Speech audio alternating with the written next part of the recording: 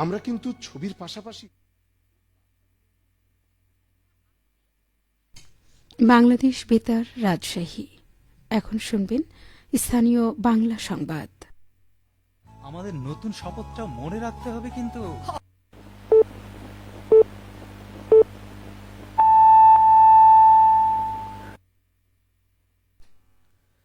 আসসালামু আলাইকুম। সন্ধে 7:07 বাংলাদেশ বেতার রাজশাহী। স্থানীয় সংবাদ পড়ছি মাসুম আখতারুজ্জামান অনিক। রাজশাহী জেলা প্রশাসকের সম্মেলন কক্ষে নিরাপদ খাদ্য কর্তৃপক্ষের আয়োজনে নিরাপদ খাদ্য সংরক্ষণ, খাদ্য সরবরাহ, পরিবেশন ও ঝুঁকি ব্যবস্থাপনা বিষয়ক সেমিনার আজ অনুষ্ঠিত হয়েছে। সেমিনারের প্রধান অতিথি হিসেবে উপস্থিত ছিলেন জেলা প্রশাসক আফিয়া আক্তার।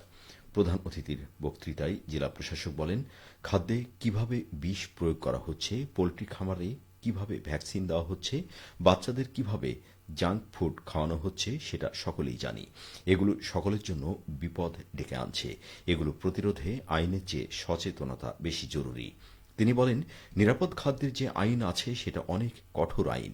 এই আইনের মাধ্যমে জরিমানার টাকা হয়তো আদায় হয়েছে, কিন্তু সচেতনতা বাড়েনি। উৎপাদন থেকে শুরু করে বিপণন পর্যন্ত প্রতিটি পর্যায়ে গুণগত মান নিশ্চিত করতে হবে।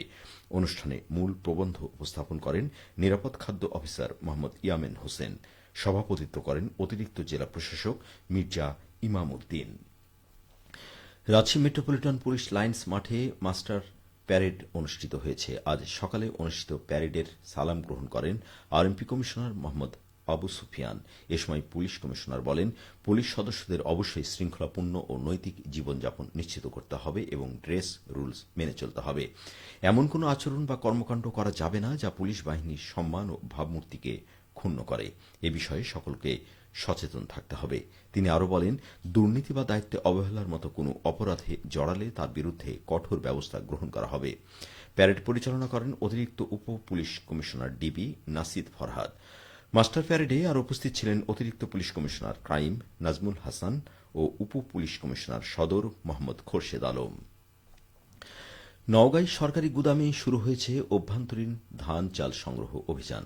চলতি বোরো মৌসুমে জেলায় মোট ৬৭,৮০৪ মেট্রিক টন খাদ্যশস্য ক্রয় করবে সরকার। অভিযান সফল করতে সার্বিক প্রস্তুতি সম্পন্ন করেছেন সংশ্লিষ্টরা। এ নিয়ে এখন শুনুন একটি বিশেষ প্রতিবেদন। চলতি বুড়ো মৌসুমে ৩৬ টাকা কেজি দরে নওগাঁয় ১৩,৭২৭ মেট্রিক টন ধান সংগ্রহ করা হচ্ছে। কৃষক সরাসরি গুদামে গিয়ে উৎপাদিত ফলন বিক্রি করতে পারবেন। সরকারি দরে খুশি চাষিরা। স্থানীয় চকপ্রাণ গ্রামের কয়েকজন চাষি যেমনটি বলছিলেন, ধানের দাম ভালো থাকবে, বেশি পাবো। এই সরকার এই দামে দিলেও কিছু আমরা লাভবান হবো বেচলে। ধরেন যে বিঘা হারি ২৬, ২৭, ২৮ মন ধান তো হবেই আল্লাহ ইনশাল্লাহ। হ্যাঁ, হয়তো অল্প কিছু বেচলে ২, ৪, ৫, ১০ মন বেচলে হয়তো বাইরে আমরা বেশি, মোটামুটি হয়তো ২০, ৫০, ১০০ মন দিলে গুদামের সাথে আমরা যোগাযোগ করি। অন্যদিকে ৪৯ টাকা কেজি দরে ৫৪,০৭৭ মেট্রিক টন সেদ্ধ চাল সরবরাহ করতে জেলার ৩৮৭টি মিল মালিককে খাদ্য বিভাগের সাথে চুক্তি করতে বলা হয়েছে। এ প্রসঙ্গে নওগাঁ জেলা চালকল মালিক গ্রুপের সাধারণ সম্পাদক ফরহাদ হোসেন চকদার বলেন, মিলার ভাইদের সঙ্গে আবার কথা হচ্ছে, অনেকের সঙ্গে তারা হচ্ছে চুক্তি করতে আগ্রহী, সরকারের সঙ্গে চুক্তি করবে। যে মূল্যটা নির্ধারণ করা হয়েছে এটি যৌক্তিক, যে টার্গেটটা দেওয়া হয়েছে আমরা সম্পূর্ণভাবে সম্পাদন করতে পারবো বলে আমরা মনে করি। অভিযান সফল করতে প্রস্তুতি সম্পন্ন করেছে খাদ্য বিভাগ। বৃহস্পতিবার দুপুরে জেলার সংগ্রহ কমিটির বৈঠক শেষে যেমনটি বলছিলেন জেলা প্রশাসক মোহাম্মদ আব্দুল আওয়াল, যে মিলগুলো আছে সেই মিল অনুযায়ী আমরা বিভাজন করে দিয়েছি। মিলাররা যে আমাদের সাথে চুক্তি করবে সেই চুক্তি সম্পাদনের জন্য সকল ক্রাইটেরিয়া ফিল আপ করে দিয়েছি। তারা যত নিয়মে চুক্তি করবে এবং আমাদেরকে সরকার নির্ধারিত যে মূল্য সেই নির্ধারিত মূল্যে চাল সরবরাহ করবে। এই বিষয়ে আমরা একজন নির্বাহী মিনিস্ট্রিকে সবসময় অ্যাসাইন করে রাখি। এবারও আমাদের এরকম নির্ধারণ করা রয়েছে। খাদ্য বিভাগ জানিয়েছে সরকারি শস্য ক্রয়ের এই অভিযান চলবে আগামী ৩১ আগস্ট পর্যন্ত। শফিক ছোটন, নওগাঁ জেলা সংবাদদাতা, বাংলাদেশ বেতার, রাজশাহী। সরকারি নির্দেশ অমান্য করে থানায় অস্ত্র জমা না দেওয়ায় সাবেক টেলিযোগাযোগ ও তথ্য প্রযুক্তি প্রতিমন্ত্রী জুনায়েদ আহমেদ পলকের বিরুদ্ধে অস্ত্র আইনে মামলা দায়ের করেছে নাটোরের সিংড়া থানা পুলিশ। গতরাতে পলকের নিজ এলাকা সিংড়া থানার এসআই আবুল কালাম আজাদ বাদী হয়ে মামলাটি দায়ের করেন। মামলার এজাহারে বলা হয়েছে, গত বছরের 5 আগস্ট পর্যন্ত প্রদান করা সকল আগ্নেয়াস্ত্রের লাইসেন্স স্থগিত করে 3রা সেপ্টেম্বরের মধ্যে অস্ত্রগুলো সংশ্লিষ্ট থানায় জমা দেওয়ার নির্দেশ দেয় সরকার। কিন্তু সরকারের বেঁধে দেওয়ার সময় পার হলেও পলকের হেফাজতে থাকা একটি পিস্তল ও একটি শটগান থানায় জমা দেওয়া হয়নি। এ কারণে অস্ত্র আইনে মামলাটি দায়ের করা হয়েছে।